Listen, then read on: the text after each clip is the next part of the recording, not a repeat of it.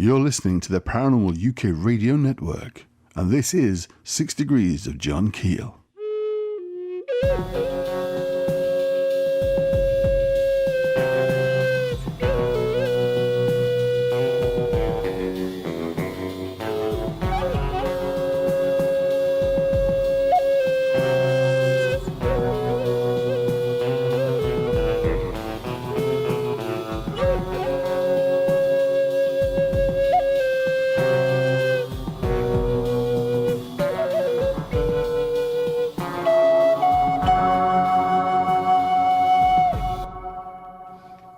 Hello and welcome to the 6 Degrees of John Keel podcast. I'm one of your hosts, Barbara Fisher, and with me tonight is Morganna.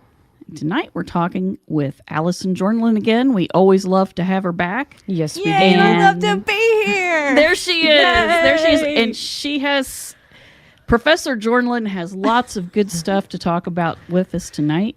We're going to talk about another historical woman in the paranormal field. Why don't you introduce her? Yeah, so I'm just an honorary professor.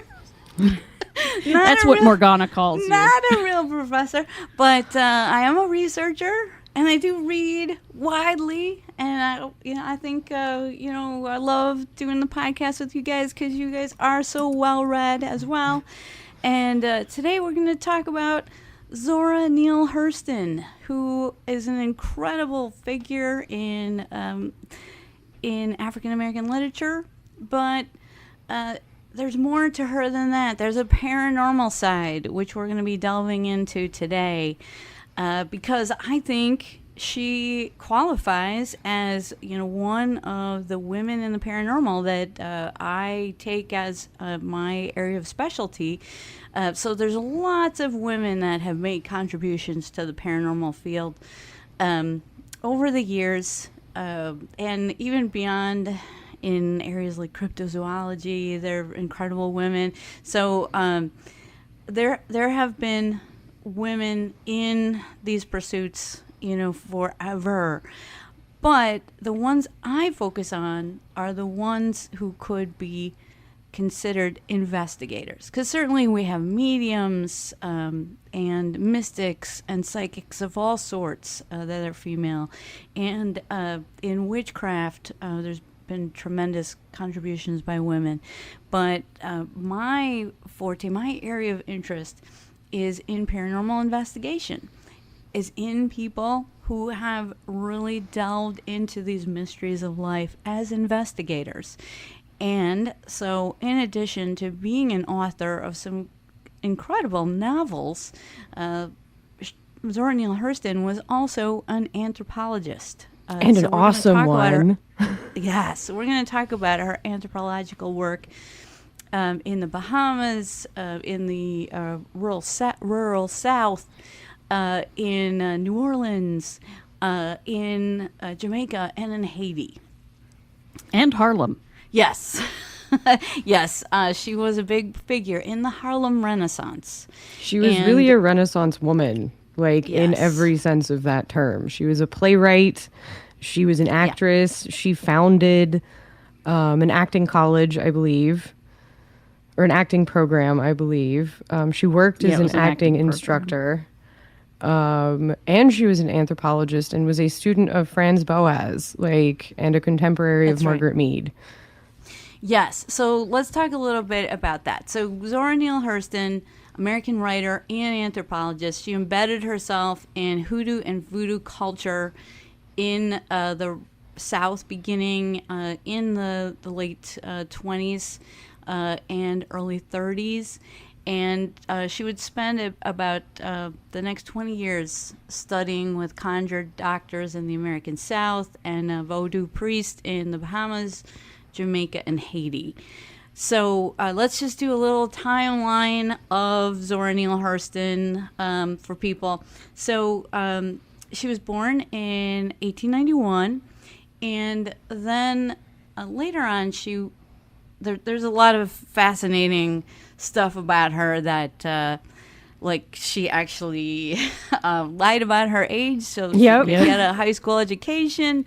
So she was actually 10 years older then she let on. Then she let on. And that wasn't just because, there's lots of women that lie about their age and have historically lied about their age. And, some of that has to do with the fact that society at large, at least in the United States, seems to think that we have an expiration date as far as our worth is concerned. But that wasn't the only reason. Her mother died when she was young, and then she had to leave home, and she didn't get the opportunity to go to high school.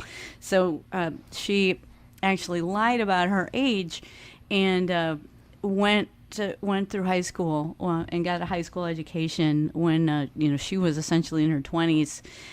Then in 1925, she was able to get a scholarship to Barnard College and begin studying with famous anthropologist Franz Boas.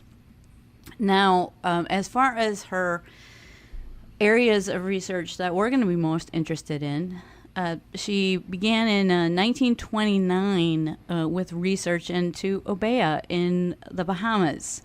And so she was very interested in studying her African roots and in studying African religion and folklore and making it something that was worthwhile for people, lay people, but also for anthropologists. So she was looking at it as an anthropologist, like how can we elevate the African American community by studying folklore and practices in the rural South where she was from, Eatonville, Florida originally, and then she went on to study other African cultures, the other parts of the diaspora, and specifically looking into what we would think of as voodoo today.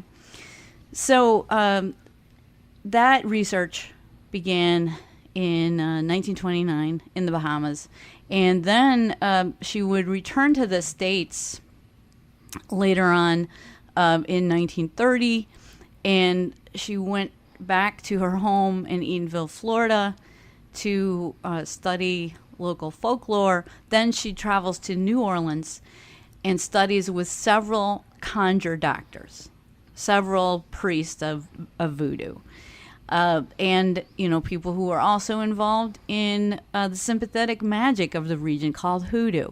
And she later publishes her research in the Journal of American Folklore and in a book entitled Mules and Men in 1935, which is awesome. I don't know if you ever heard that book performed, but there's a great version on Audible, which is just hilarious, but also has a lot of good information in it. It's fun up until you get to the end, when then it's about voodoo in New Orleans and her experiences, her personal experiences.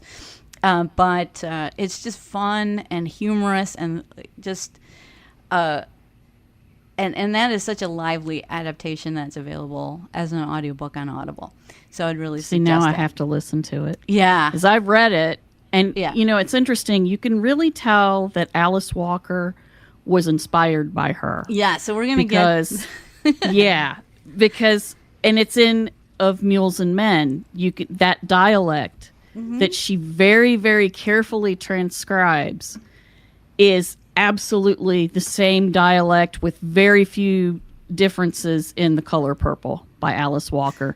So when I first started reading it, I was hearing it. Great insight. I was hearing it in Seeley's voice and Shug's voices. And I just started laughing because that's who I was seeing in my head.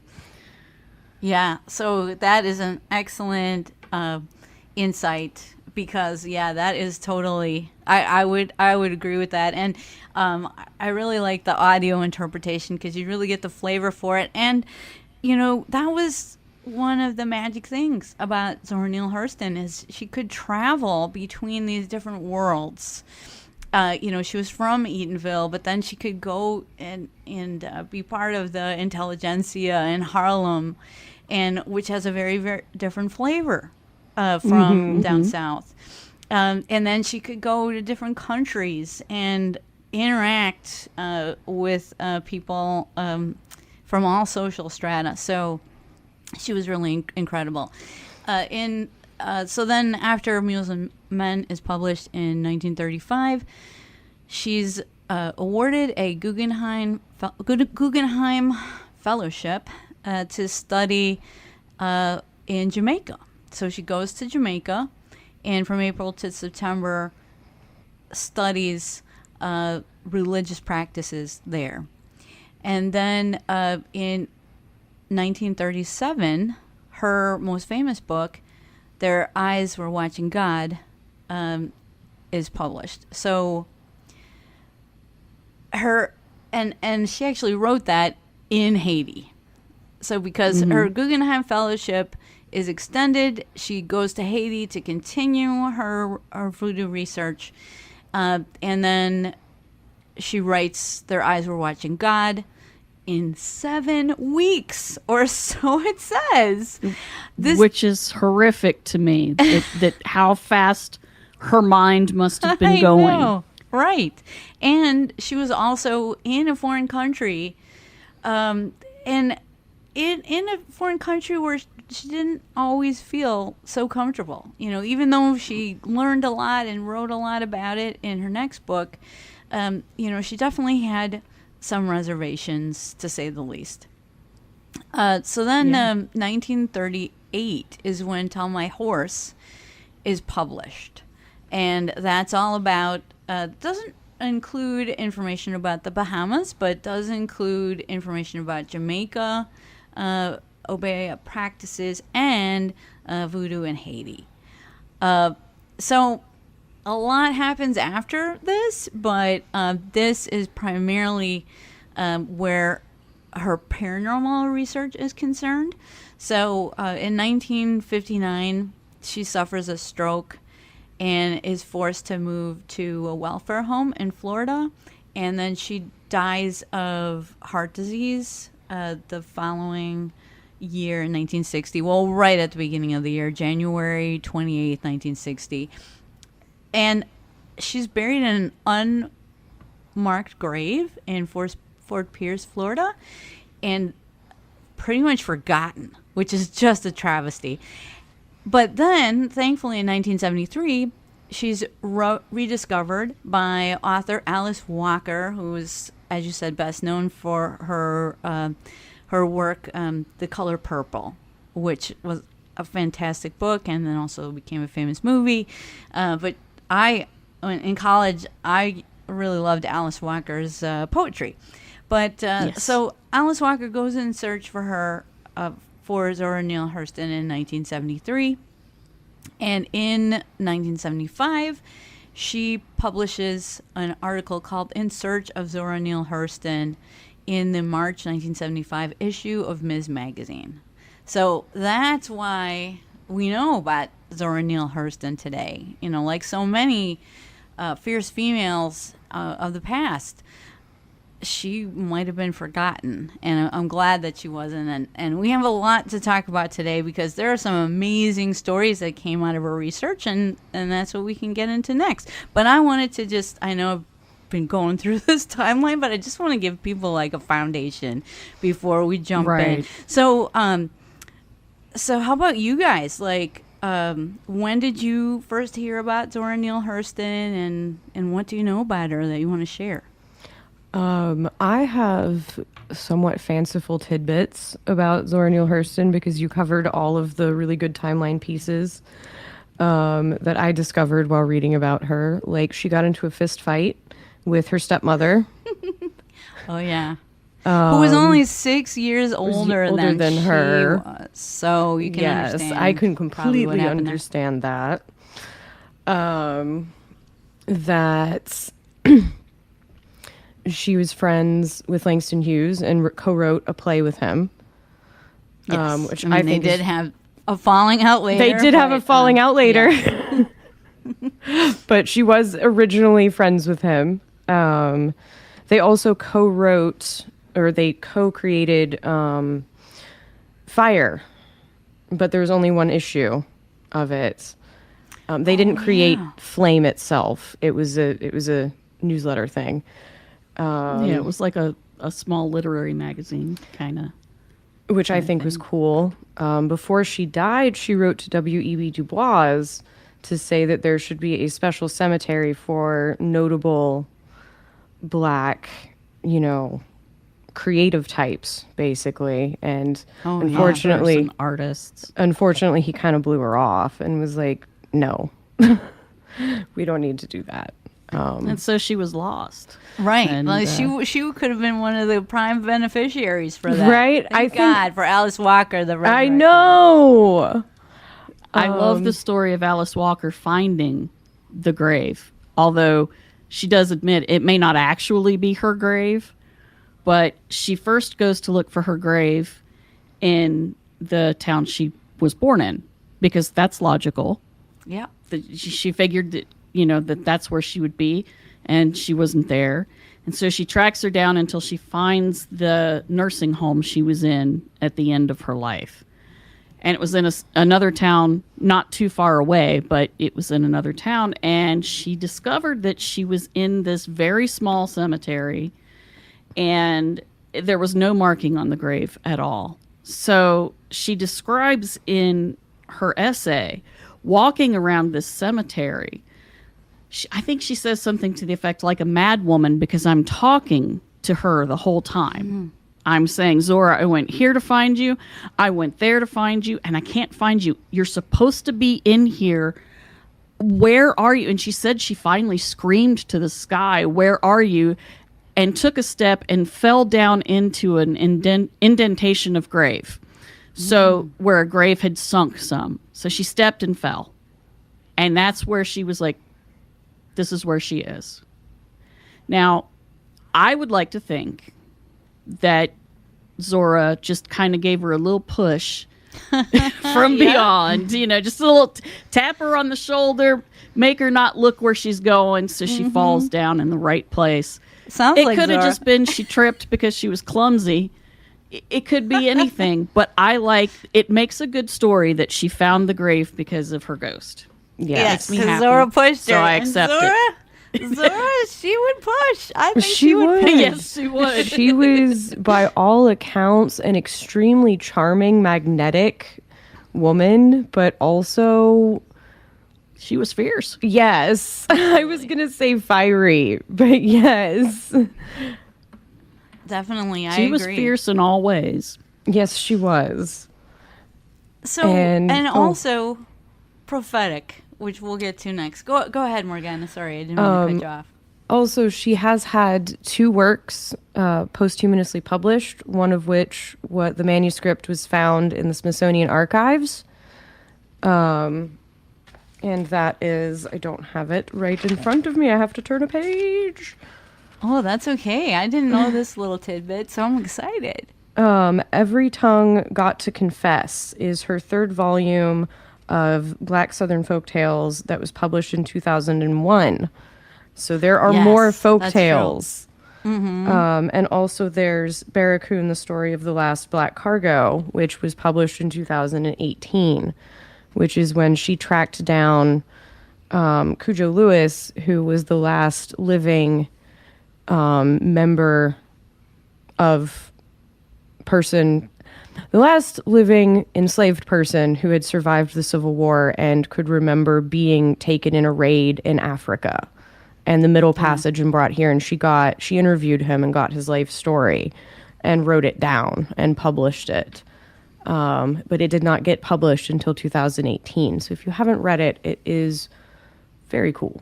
And I think something that's a really important piece of history that she captured there that everybody should read about. Excellent. She was really good at finding the stories, I think. I think she had you know how they used to say about reporters, they had a nose for news? I think she had a nose for people's stories. And she was charming enough to be able to inveigle herself, and she liked people so much that she could just enter into any conversation. And she was a very good listener from what I have been reading about her. So I can totally believe that story would never have happened if she hadn't found him and then was able to get him to tell her the story. Absolutely. So she was also able to inveigle herself into the very exclusive world of voodoo. Now, when you're reading Mules and Men, you know, like I said, there's a lot of folklore, and it's a lot of tall tales in the beginning. Mm-hmm.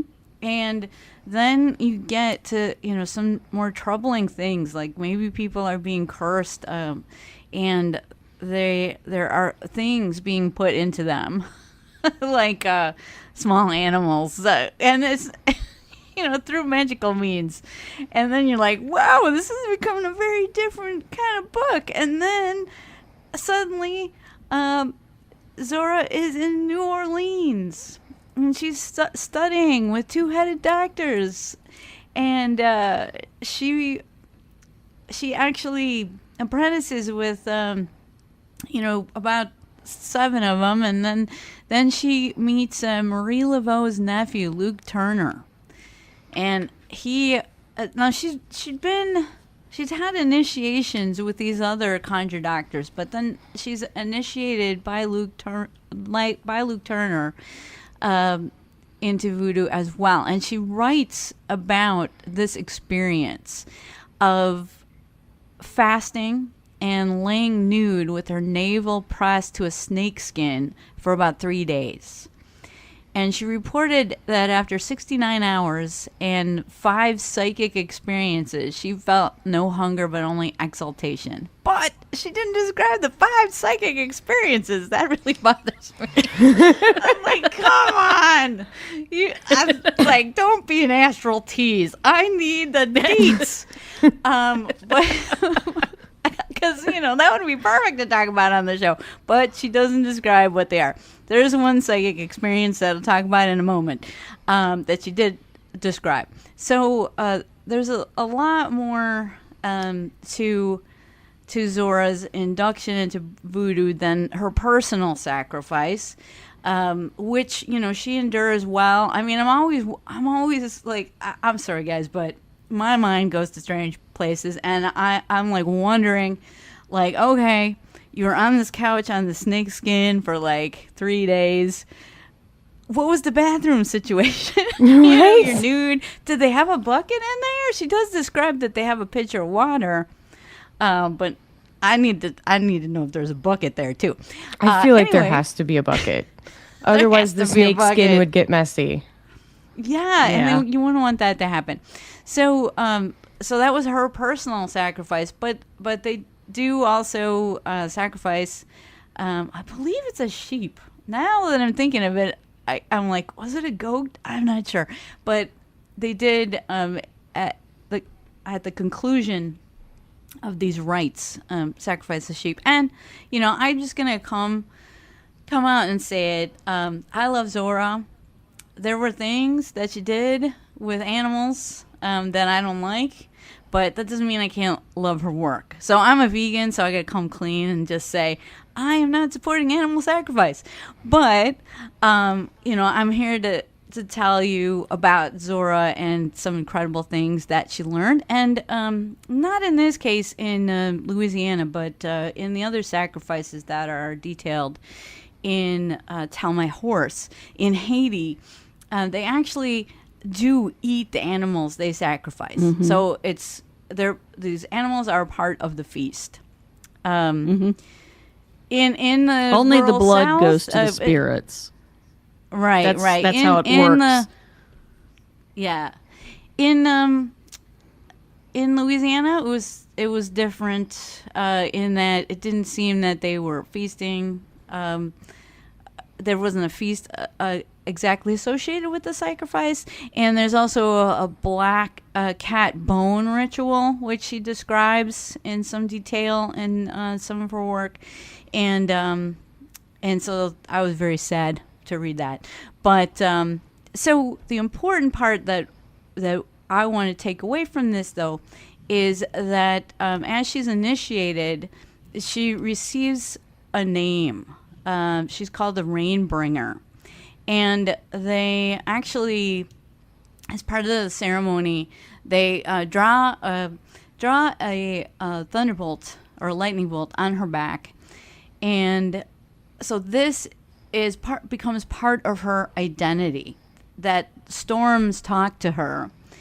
And this actually saves her life in the Bahamas. So as I said, she's in the Bahamas starting in 1929, and she gets there in October, and she starts her studies, and suddenly she's in the middle of a violent hurricane, and she's staying with a family, and she gets this premonition that the house is going to come down around them in moments, and she gets everybody out, and what happens? The house crashes to the ground, and there was so much death that she saw associated with the hurricane, and this really influenced her because in her most famous novel, Their Eyes Are Watching God, the climax is a violent hurricane. So this really worked on her psyche,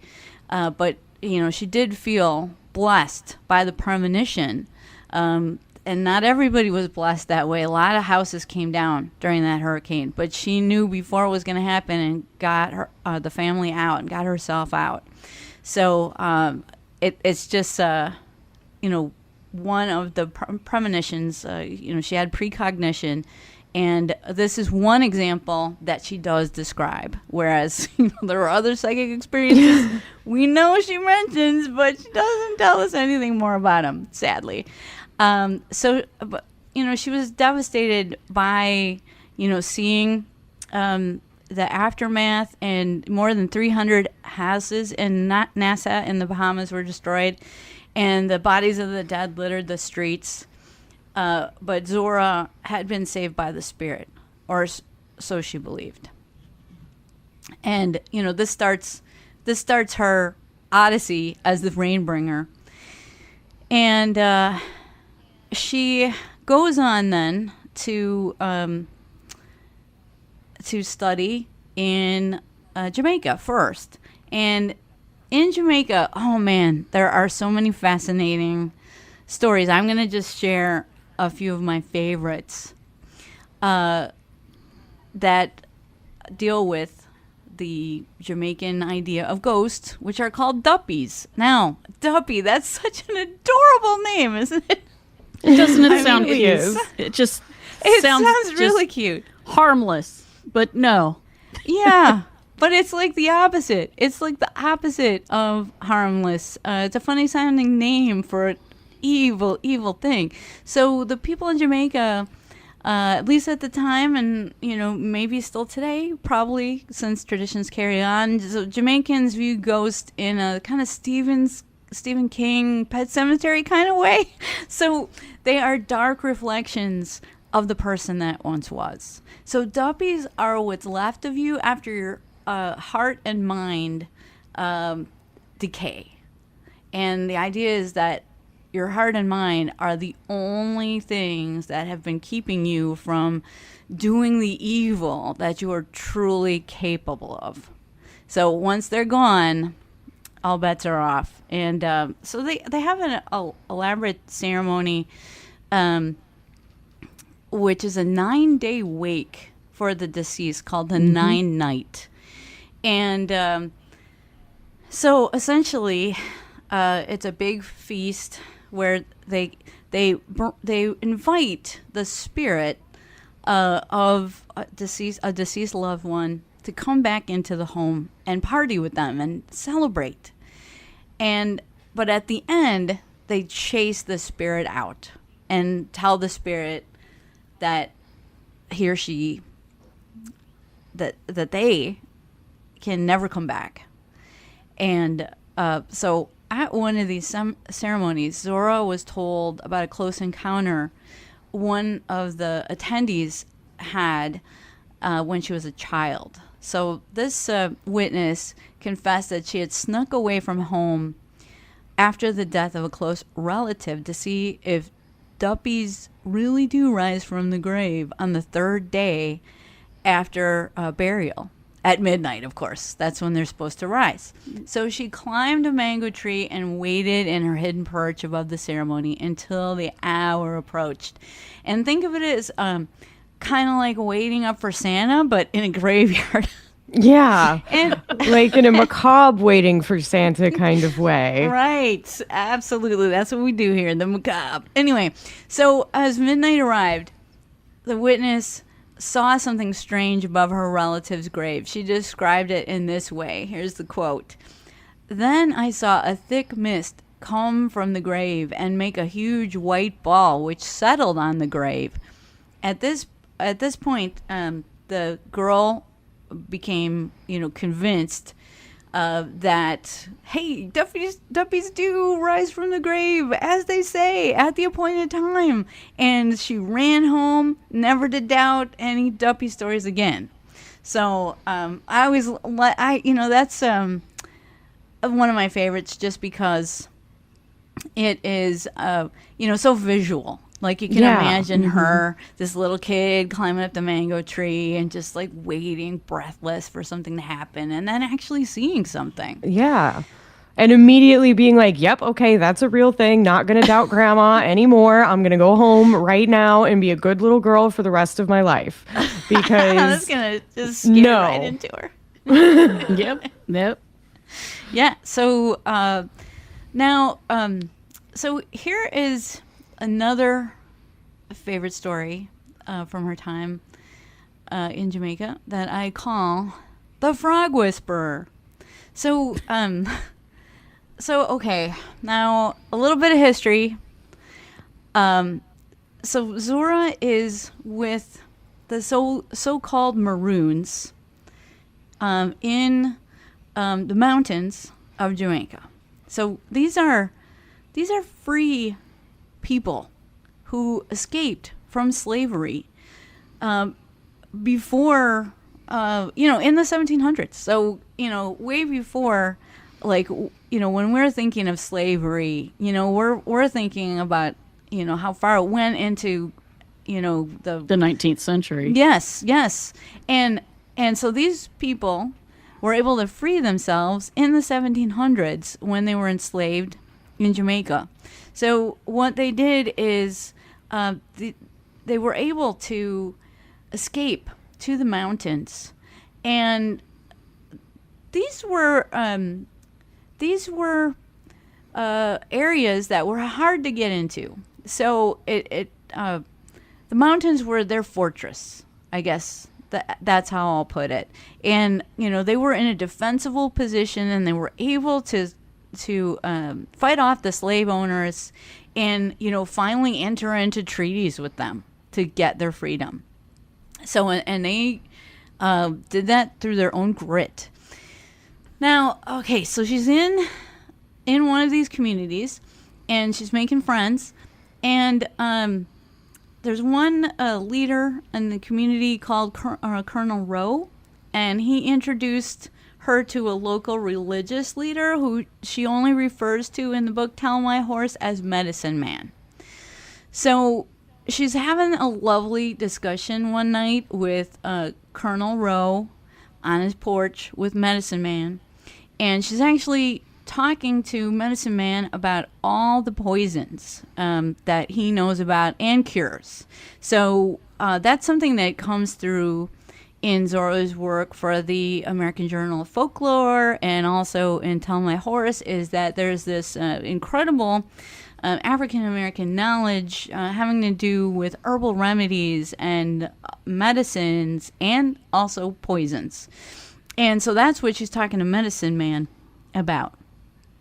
And she's kind of frustrated because she can't hear him very well over all the jungle frogs. That's why the story is called The Frog Whisperer, because there's the jungle frogs making all this racket, and she's getting really mad and that she wants to hear Medicine Man, and she can barely hear him, and she says, she wishes they would shut up.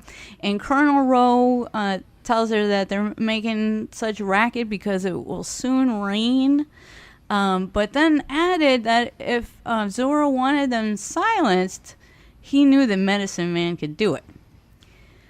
He said, like, medicine man can't affect the weather. The rain's still going to come, but he can shut up the frogs. And she's like, what? And she says, he can stop those frogs over on that peak? Yes, was the answer. So Zora had to see this, so she told medicine man to go ahead. All medicine man does is he stands up and turns his face toward the mountain peak and makes a quick motion with one hand as he inhales deeply, and instantly the forest is silent. And, Dude. right. I just think this is so, just imagine it. It would be like such a confirmation.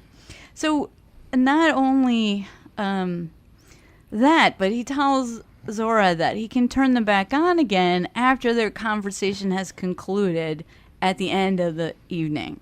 And he does so. Like, he says, okay, we're going to go to bed. And so he's walking down the street and he says, I'm going to whistle and they're going to start up again.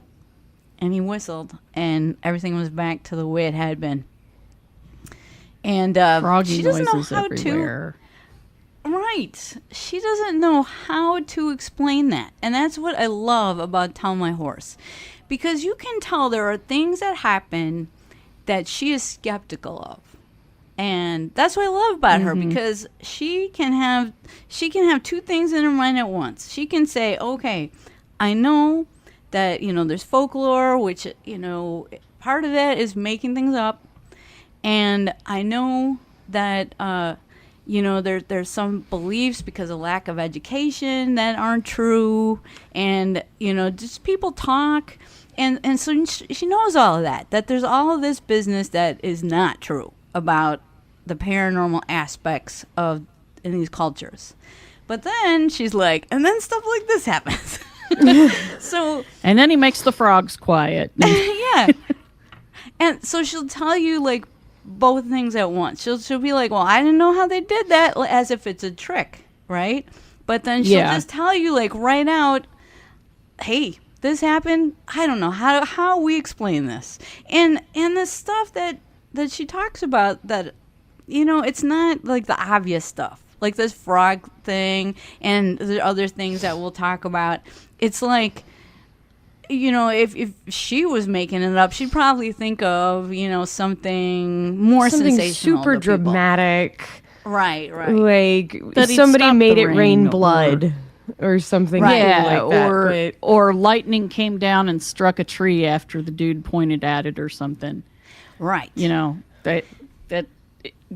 I But frogs. I kind of love being able to turn the frogs off and on. Yeah. I mean, like a little switch. it's so pretty sweet. cool. I would love to be able to do that because it's paranormal, but I mean, it's not, it's not, like some of these things, some of the stuff in Tell My Horse is frightening. And I think Oh yeah. Zora Neale Hurston was frightened by the power of voodoo. And, some of the things, I'm wondering, like, how much of this is, from the common people? How much of this is from, the upper classes in Haiti, which, were maybe trying to get away from their roots? You know what I'm saying? So, she is great at conveying the situations that she's in all their complexity. And I just, there's so much to be learned, but it's also confusing and frightening as when you're learning anything new. So one of my other favorite stories is, okay, there is just some crazy stuff in there about voodoo, and I don't know exactly. Like I said, some of this may be sensationalist, and I should just put in here that a companion book that I read with Tell My Horse, because there were some gaps in there that I wanted filled, and I found another woman in the paranormal that we'll probably have to talk about more in the future, but I'm going to mention her here because when you're reading Tell My Horse, a great book to read it with is by Maya Deren. Yes, I knew you were going to bring her up. Yeah, she was a Ukrainian-born filmmaker and dancer, and she went to Haiti to about 10 years or so after Zora Neale Hurston. So Zora Neale Hurston is in there in the late 30s, and Maya Deren is there in the late 40s, 47, and I also think she went back in 1950. So she wanted to study the ritual dances, which, you know, is another fascinating element of voodoo culture. But she just became so enamored with the voodoo religion that she wrote a whole book, which is very scholarly, called Divine Horsemen, The Living Gods of Haiti. And she also made a film of that same name, which you can watch on YouTube. So, and there are animal sacrifices in there, but thankfully they're not in color, so that helps a little bit. Yeah, it's a black and white film. Yeah, it's black and white. But so it's fascinating to watch the film, and also the book is just like so detailed, and so it's a great companion book to read with How My Horse. And what I have to share about Maya is, interestingly, like Zora went to a lot of voodoo ceremonies in Haiti, but she doesn't really talk about becoming mounted by the voodoo spirits, which are called Loa. So these spirits, you know, there's one god, but then there's also who's inaccessible. But then there's these spirits that you can petition, and they have all different personalities, and they have all different aspects, and they're called the Loa. And so it was interesting to me that Zora Neale Hurston doesn't talk about being mounted by the spirit, which is, I should mention, there's a double meaning in the title of Zora Neale Hurston's book, Tell My Horse, because that is what is said by the voodoo practitioner who is possessed willingly by a spirit of voodoo. So the possessed willingly, and then the spirit has communications for the person being possessed and everybody around in the ceremony as well. And so Tell My Horse that's what the spirit is calling the person they're possessing, their horse. Mm-hmm. And they have a message. So they say, tell my horse such and such. But it also frees the practitioner from any like social mores in terms of, you know, things that aren't supposed to be said. The spirit can say whatever the spirit wants. And you can the person is not blamed. What was that? Too. Sorry, you can transgress gender boundaries. Oh yeah, as well. Yes. Quite easily. Absolutely, absolutely. Sorry, so I didn't mean to freedom. interrupt. No. That's a really good point, and I want this to be more of a conversation. I know I'm taking over, but I do want this to. So you should just like push me over, just like Zora would, if you need to talk. Anyway, so yeah, Tell My Horse is a way to say things that can't be said, and so the book is that way as well. So many scholars who've read the book have all different interpretations of the multiple meanings of chapters in the book.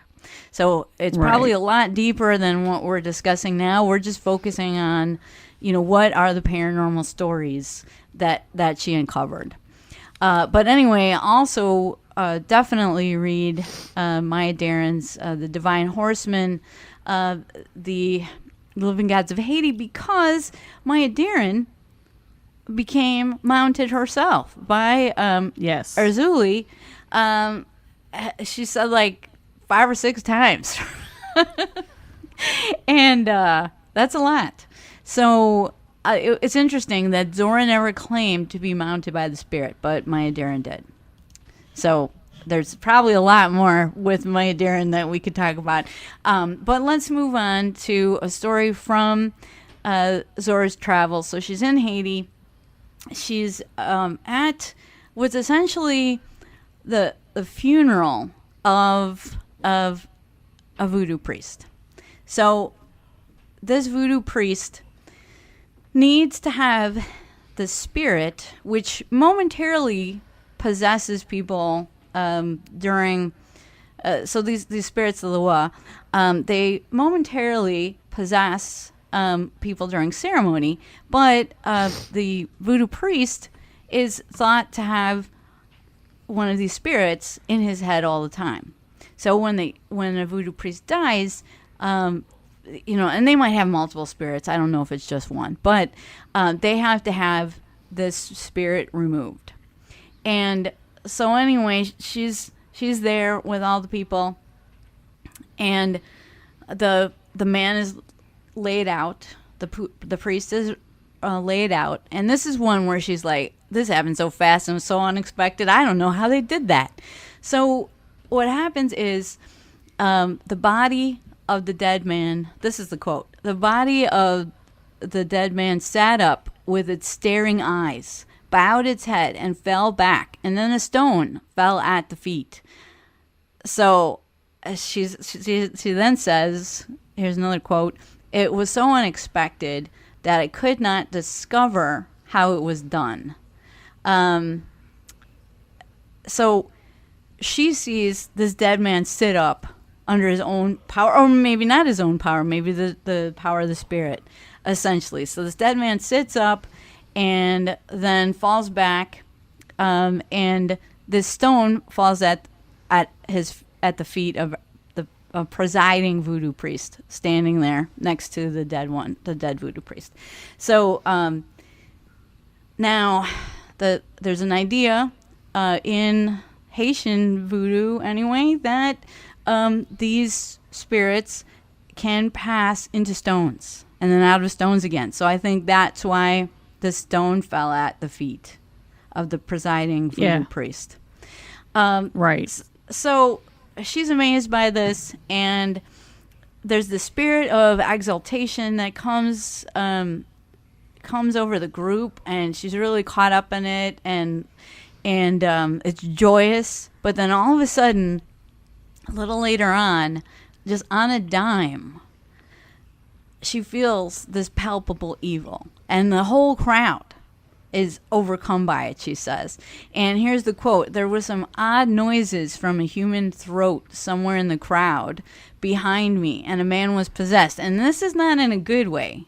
So this was thought to be by an evil spirit, and then the voodoo priest comes out and is able to exorcise the spirit. So there's possession that's okay, that is wanted by participants, and then there can be some other things that might possess you, and this was one of those cases. So that was just interesting, like, for me, this part of the book where she describes like these like inhuman noises like coming from somewhere in the crowd, and a man behind her is the one who's possessed. So, but he's able to be freed by the priest. So I think that one is also amazing. That's a really good one. Yeah. Another favorite. I'm sorry, go ahead.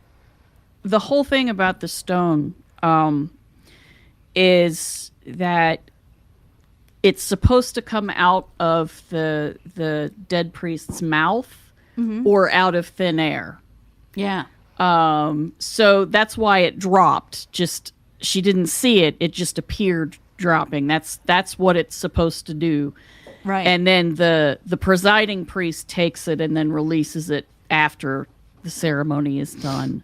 That's right. But yeah, I one of the reasons I think she never got possessed, she doesn't really talk about the ecstatic dancing, her doing it. Maya Deren did participate in Definitely. the ecstatic dancing, and that's pretty much how possession happens in voodoo. Right. Is the divine horsemen, the Loa, come down and ride you. That's what they call it. They ride Yes. you. And I've seen people be ridden. It's people get contorted in ways that aren't really ways that you think people should be contorted. And they perform physical feats that don't look like they can do it. So it is interesting. Yeah. Well, the other thing too is, when I was mentioning the meaning of "tell my horse," so I don't want to say that nobody has ever said they were possessed and not been possessed, and because they wanted to say something that they usually can't say. That could happen, but there are things done in the ceremony to prevent that. So, putting clarin, which is clarified. What is it? I'm real bad with alcohol. Talking about it, gin, I think. So anyway, Rum? Rum. That's it. Rum. Thank you. Yeah, that's rum is what everybody likes the rum in the Right. Haiti. Yeah, I knew it was 3 letters. But they chose gin instead of rum. So anyway, there's this clarin that people drink, and they will put hot peppers in it and make it so hot, and then pour it in your eyes. So and Wade Davis really talks a lot about this kind of stuff too, and he's another anthropologist, and he wrote a book called "The Serpent and the Rainbow." Serpent and the Rainbow. Yes, which the is movie. Don't even bother with the movie. Don't or bother. watch it as complete fiction. That's all it is. It has Right. nothing to do with what's in the book. Yes. I don't know how they could say that was based on the book, because it is so far away from anything. I mean, in the book's really great. So he talks about seeing these incredible feats when someone is mounted by the spirit or ridden by the spirit. So I don't want to say that this is made up, because I don't really think it is. I mean, I think there's something to No. it in most cases. But as I said, Zora was skeptical, but then weird stuff happened to her, and she reports what happened. And we know that she had her own premonitions, which she swore by. So another one had to do another this weird story that, again, not sensationalist, but still you're wondering how could this happen? So she stays with someone called Dr. Reza, and that wasn't really his name, but I think she wrote it this way because it was a palindrome, and she's signifying here that something else is going on in what she's saying. There's some double meanings in what she's saying. So there's a lot to this chapter that doesn't meet the eye exactly. But the part that I'm going to talk about is so this young woman comes to this guy who they call a doctor, but he's not really a doctor. He's a leftover from the American occupation in Haiti. But so he's a white man living in Haiti, but he becomes enamored with culture and becomes a part of it, at least in some way. And he's put in charge of a mental institution. So the chapter about him is super weird because they're on his porch swinging on these huge bed swings in the heat of the day, and the servants are giving them orange juice and lemonade, and she's having the conversation with the doctor. So as this is going on, these inmates of the mental institution are all around them, and these strange remarks come from them. So how much of that is something like parody or something that we're supposed to derive greater meaning out of, or how literal it was, I don't know. But the paranormal aspect is, so it's a really entertaining read because you can really envision them swinging on the porch. And then this woman comes, and she wants him to attend a ceremony that they have annually. And so it's a ceremony where food was to be cooked without fire. And Zora is like, real food? And they're like, yep. So we have a great pot of real food, enough to feed everyone that comes, and we're going to cook it without fire. And that's part of the magic of this family, this particular family. And so this woman, is like, really, like, this woman is like trying to convince them that this is real, and they're like, really, how could this be possible? And so she says, hey, could you like get me, let's see, what does she need? She needs a cup and saucer, a piece of laundry glue, and a cup of cold water and a fresh egg. So she doesn't want to provide any of this stuff because, like a magician, she knows that if she provides any of this stuff, there's going to be like some doubt whether she really, yeah, right. She'd have a way to trick them. So because they provide all the stuff, there's no way to trick them, or so Zora seems to think. So all right, so she puts what does she do now? So she takes all the stuff, she takes the egg, she places it in the cup, she pours some cold water over it, she covers the cup with a saucer and makes the mark of the cross on the saucer with the bluing, which I don't know exactly what that is. Laundry blue, do you guys know?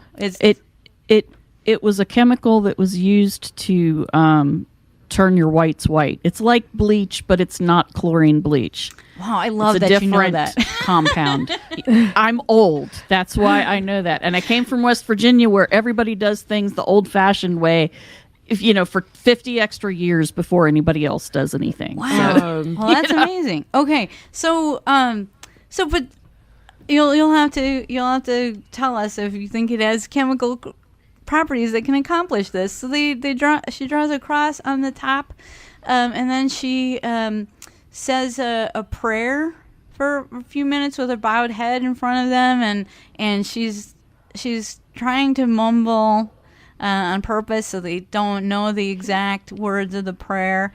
And when it was over, she lifted the saucer and offered the egg to Dr. Reza with a smile and told him to break it. And he's like, I don't want to break it because I'm going to get it all over my gray suit. And she's like, no, it's cooked. And he's like, okay. And he breaks it, and the egg is completely cooked through. So and they don't know why, but it seems to be harder in the center than anywhere else. Huh. And then he eats the egg, and she tells him, "Don't worry, you're never going to die of poisoning." So this is a prophecy from the woman.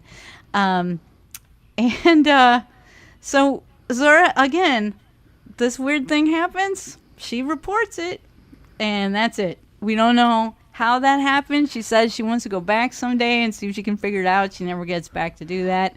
I feel like bluing is just, it puts a tint of blue in the water because it literally is like a weak sort of dye almost. Right. It is. And that's how it works. She didn't even put the bluing in the cup with the egg. So there's no way that can cause a chemical reaction. What it's made out of, and yes, it is a very weak dye. Oh, I see your cat behind you, Morganna. She climbed up the chair. It's a very weak dye that counteracts the natural yellowing of white cloth that has been washed over and over. And it counteracts it with a very, very pale blue tint that the human eye perceives then as sparkling white. Oh, nice. It's an optical illusion.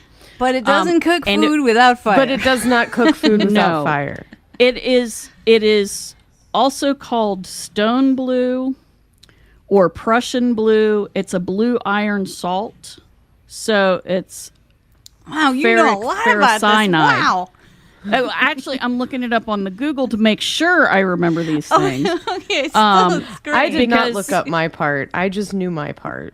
oh, Yeah. So you're on That's it. because it of is like an Laura illusion. Ingalls Wilder, I think. I know about it Yeah. because of Laura Ingalls Wilder.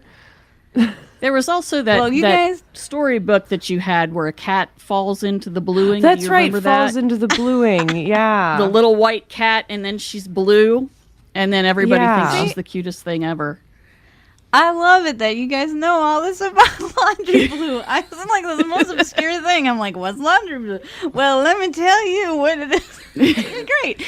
Okay, so now, I guess to end, we got to talk about Zora and the zombies. I was going to be I'm like, can we waiting for talk about that." zombies? In part, Yes, we're going to because talk about zombies. I have zombies Yeah. on the brain. I'm going to explain play why. Humans versus Zombies in New York this week. So I'm very excited about zombies just in Wow. general right now. That sounds fun. What is that? Can you tell me more about that? Okay. It is a giant game of it's like it's basically cops and robbers but with humans and zombies.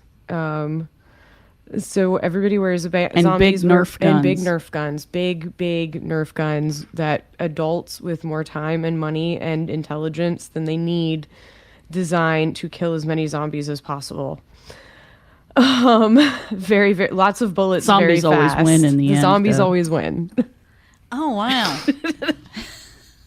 Yeah, But- they play it here in Athens like once or twice a year, but they're Yes. going to the big meetup up in New York. Yes. Hundreds and hundreds of people Oh, that's It's amazing. very running fun. around. So shooting basically, each if you other. get tagged by a zombie, you die. If you shoot a zombie, it stuns them until the next respawn time. Because you So can't you die? permanently You kill don't a get zombie. to be a zombie yourself? No, you get turned Oh, into they a can change zombie. you. You Oh, die you and can. turn into Okay. a zombie, and then you're a zombie Yeah. and you're on the winning team. Oh, And nice. you join the Okay. horde, and I love being a zombie. It's really cathartic. You get to chase people. That sounds splendid. Well, so that's more of the George Romero type zombie, Yes, right? we're very Day Yeah. of the Dead or 28 Days Later or just any zombie movie zombies. which are Right. not like real zombies. No. Right. So the reason I think that zombies are so horrifying in the Haitian culture has to do with this. So the zombie is a slave in the Haitian culture, but it's a slave after death. So in Haiti, we're talking about Jamaica and the Maroons who escaped into the mountains. Well, in Haiti, the slaves revolted and they took over the country, and that is awesome. But you have to understand, how much psychological baggage probably goes with that. Oh, yeah. That you were once a slave, and what's the worst thing that could possibly happen to you in your nightmares is that Is to become you're a gonna be a slave slave again. Right. And you can't even die. You can't even die and go to heaven or live amongst or be amongst the living. You can't become one of the Loa. You're just gonna become a slave, and anything that you were, all of the things that you learned in life, all the things that you earned are gone. You're nothing. So they don't want to be reduced to this nothingness of slavery again. So that's why I think the idea of the zombie came about. Now, is it real? Is it not real? Oh, I don't know. This is a really tough one. You're going to have to help me with this. But there are these days about 1,000 cases of zombieism still reported each year in Haiti, or attested to. That, you know, we lost a loved one, and then years later we found them again. So everybody talks about Clairvius Narcisse, and he was a zombie, supposedly in the 70s, that that died and then came back and was recognized by members of the family. And so the purpose of the zombie is another thing we have to talk about too. But first, Zora Neale Hurston, she was the first one to take a photo of a zombie, which we'll talk about in a moment. But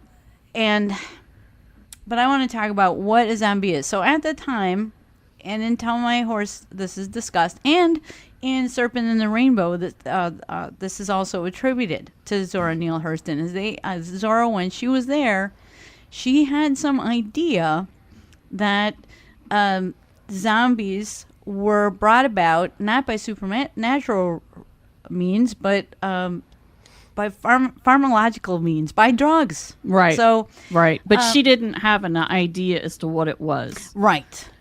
But she just knew that there was something that made them look dead and seem dead, but then they could be resurrected. Right. But brain damaged. Yes, absolutely. She's very clear about that. They lose the power of speech and it never comes back. Yes, and they lose their personality and their memory and their soul, essentially, is what the Bokor, you know, the dark side kind of voodoo priest is thought to be able to. So the paranormal side is that, yes, these are poisons, but then the Bokor takes your soul, your Tibanage, and takes it out of your body. So you still have this animating principle. You still can move around and stuff, but you're not yourself anymore. You're just reduced to dumb flesh. And your soul, a body your spirit, or a beast. Yes, you're like a beast. In their conception of what that means, and then so the Tibanage, the spirit, is captured by the Bokor, and so how are zombies released? Well, you know, pretty much like the Bokor dies, or maybe converts to Christianity, or somebody breaks the bottle that your soul was kept in, or you know, sometimes you can experience some of the things in life, like somebody gives you food with salt in it, and that starts reviving you. So their ideas about like zombieism might not be permanent. That you know, there are ways that you will one day be freed, but you'll never be the same. But this is how you get away. So then Wade Davis was able to follow on this pharmacological research and find that the active ingredient in zombie poison is the I am having a hard time pronouncing things today. Pufferfish. I just got caught on that. It's the pufferfish. Pufferfish toxin. There you go. I said it for you. Pufferfish toxin. There we go. Tetrodotoxin. See, I can say that, but I can't say puffer. What is the deal? Anyway, so they give the victim this poison, and the victim looks like they're dead, and then they're buried. Well, essentially, they're mostly crypts above ground, and can be in cemeteries, but also more commonly like on your land near your house, you might have these above ground crypts, and so that's where you're placed. And you know, the idea is that the Bokor comes later, digs you up, or you know, like breaks through the tomb, the crypt, and yes, exhumes you, and then revives you with another poison called Datura, also known colloquially as zombie cucumber. So that is what Datura, gets you. And that can out of that death state. That can definitely mess with your head, though. That could, if you kept giving datura over and over, could destroy your memory and your personality. Well, and it makes you hallucinate a lot. Yes. It would be like a perpetual trip, which would explain why zombies, often are distressed and scream a lot when they, get away from the before.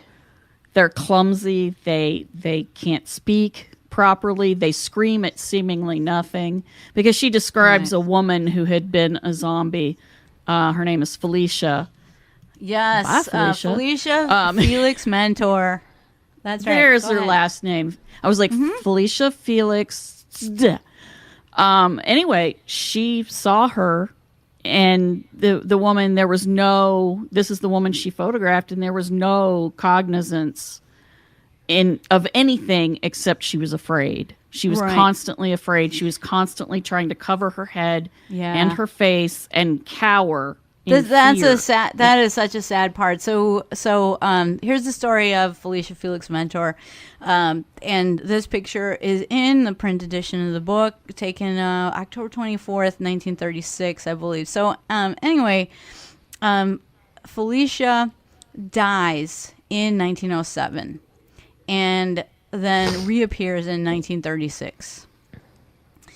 And a doctor friend of Zora notifies her that a zombie has been found in the road, and was taken to this mental institution. So taken from a nearby hospital where she's identified by members of the family, and then taken to this institution. And the doctors there are like, "Hey, Zora, you can come and investigate." And that's where she takes the first ever photo of the zombie. But it's just sad to think of Felicia, who, had a husband, had a young child, and is just ripped out of her life, and now comes back so many years later. Her husband doesn't want anything to do with her. Her child doesn't know her, and she's just locked away in an institution. I mean, they're taking care of her, but obviously she still has the trauma associated. Right, because you were systematically poisoned and made to do God knows what. And who what. knows what she survived. Right, and who knows?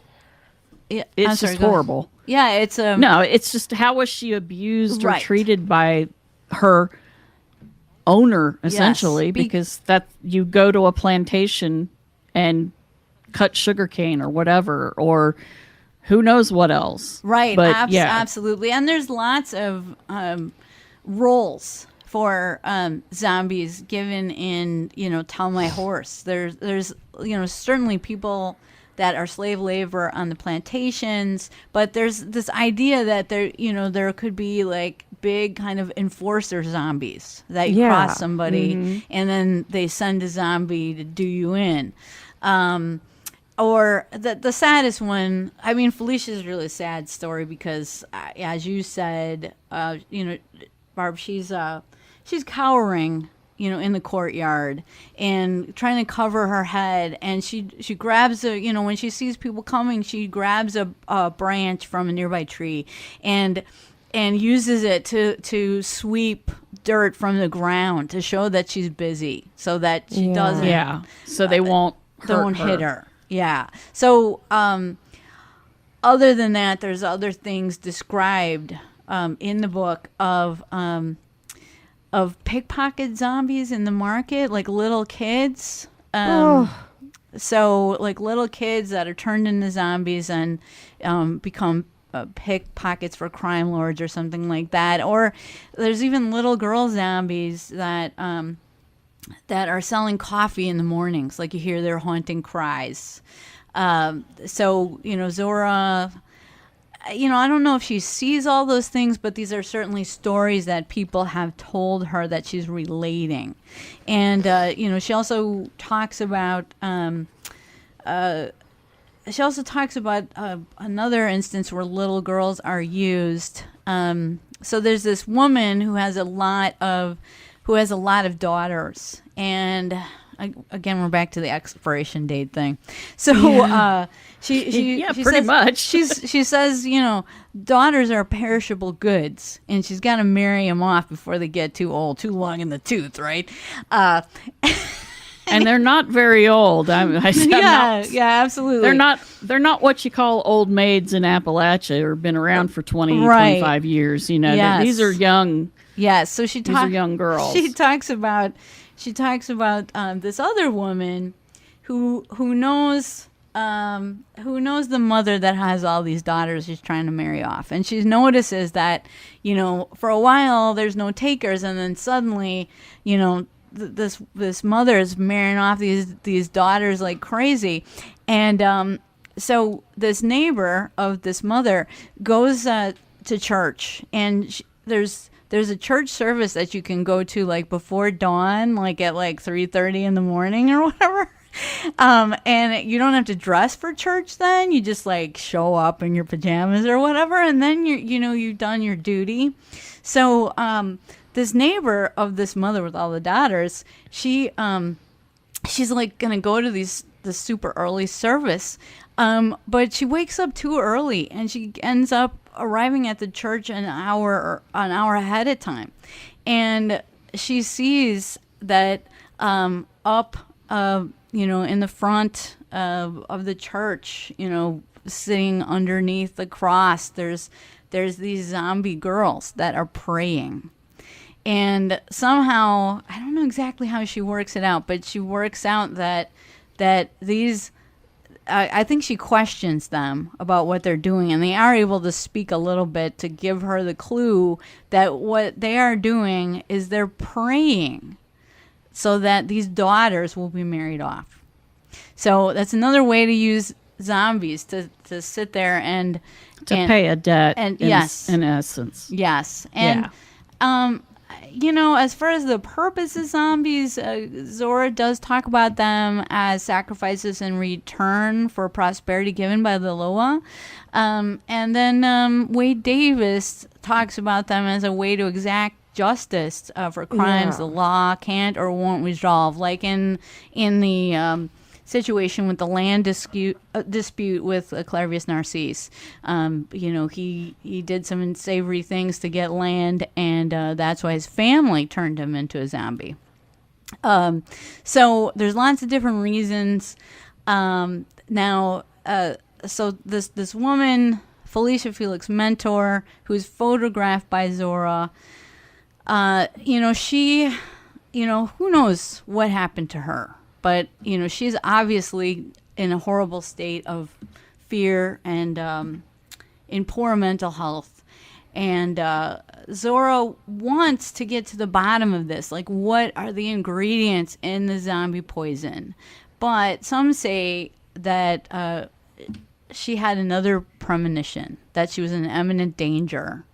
And she actually did become horribly ill, and felt that perhaps someone didn't want her to know about any more about the zombie poison, and had started to poison her in some way. Because remember, this is Zora's field of study. She wrote a lot about different poisons that were used, different medicines that were used, and so I'm sure she wanted to get to the bottom of it. But she's a woman in the 1930s. It's amazing that she's traveling alone as it is, and then so she's in a foreign country. She's looking into things she's probably not supposed to be looking into, and unfortunately, or maybe fortunately, she feels that threatened, and she leaves. So we never, she was never able to uncover. We never the find formula. out. Right. Absolutely. I read in that chapter she had worked out that it wasn't that they were bringing back the dead. They were bringing people out of death, and that one of the ways that you prevented a loved one from becoming a zombie, because they didn't do embalming then. She said there was no embalming, and that's why they could do the zombie creation. But one of the things that people would do would be to inject poison into the the dead person's heart. Right. Or cut their heads Because off. or cut their heads off, cut their hands. My favorite one, I mean, makes sense.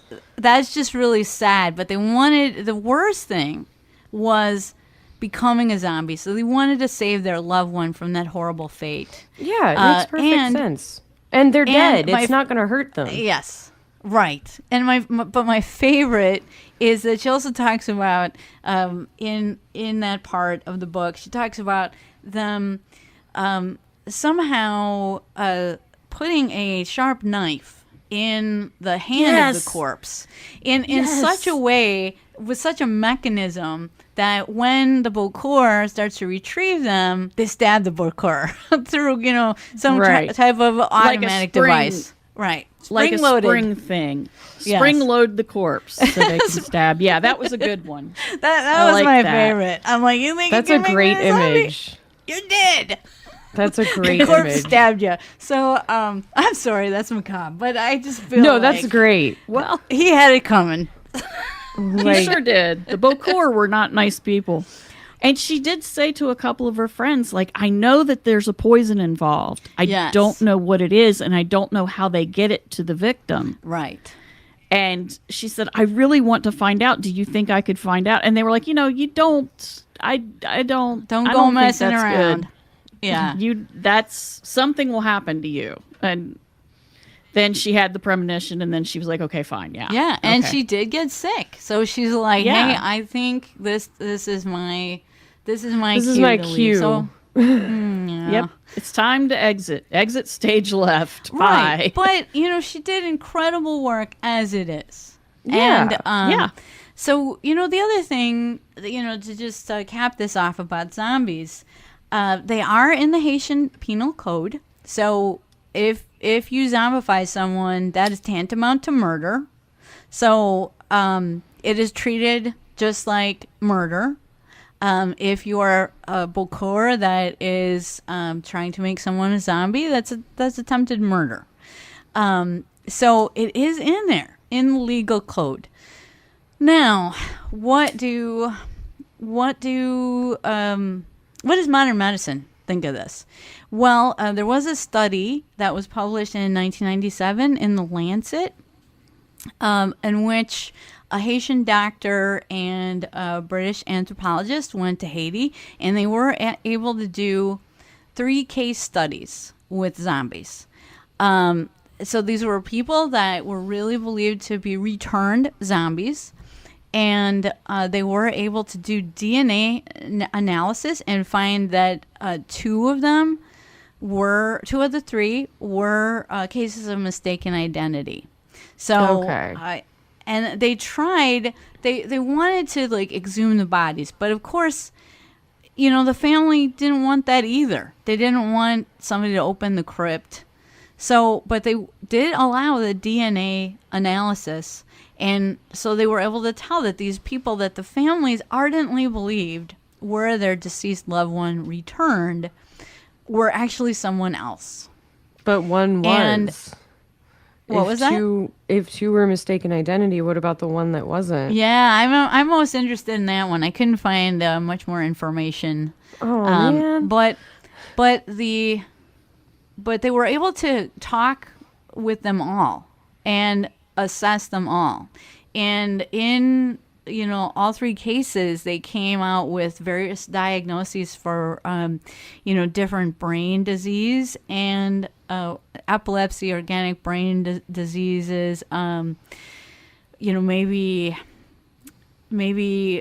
a brain damage brought about by other means that might not have been poison. And so they came away with these diagnoses of in a couple of the cases mental illness. Yeah. So they feel like this is societally, this idea of zombies is something that grew out of the culture, and societally now in an area with lower resources. To take care of people who are suffering from mental disease. This is a way that these people can be incorporated back in the community. Okay. So that I'm not saying that there's never a case of the zombie poisoning, because there's definitely people that the doctors met with. So there's a study that's actually published in Lancet, but they did make a documentary about it too that I watched. And so in addition to the reading that you can do, you can seek out this documentary on YouTube, and also see like one of the Bokurs that former Bokur that they met with, who talked about the poisoning. And it was interesting because he talked about like some of the symptoms of the poisoning that I had never heard about, that the person suddenly dies apparently, and their body swells up and they stink to high heaven, so you got to get them in the ground right away. I had never heard that before. So but that came out, the Bokur was telling him that, and then a couple of the family members were recording that in at least one case that this is what happened to their son, that he died so unexpectedly, bloated up, but smelling like this terrible smell, like not just rotting flesh smell, but something like just beyond that. And then that's why they had to get him in the ground so quickly. So there's a lot to it. I'm not saying that every zombie is a mental health situation, but I think that's probably plausible in many of the cases, just because of the population density in Haiti is such that you can't really have these vast zombie workforce. You can't have this vast zombie army out there. Like, where would you hide them? See them? Yeah, right. It's different now. Yes, I mean back in the day. It sounds to me like some scientist somewhere needs to get hold of a bunch of rats and a bunch of pufferfish toxin and see if he can't make some zombies. Make some zombie rats to see if this works. Yeah, I don't know if the way Davis did that. They certainly did that in the movie. They did some experimentation. But I don't know if they actually did that in real life. I don't remember. Or if I'll it have would to reread the book. Yeah, or if maybe it wouldn't affect work on rats in because the same they don't way. have souls in the same way that humans have souls. Maybe I think rats have souls, but I don't know if cosmological. Well, it may not work on their brains yeah. the same way. Yeah, so it's. I just think she was really, really bright to figure out that no, this is some organic process.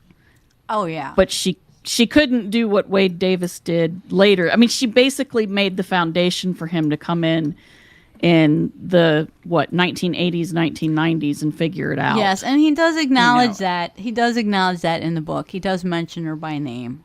So that's good because she's left out of a lot of things, which really makes me angry. Like, there's a PBS show that I like called Monstrum, and they did a whole 3-part series on zombies, and they don't even mention Zora Neale Hurston.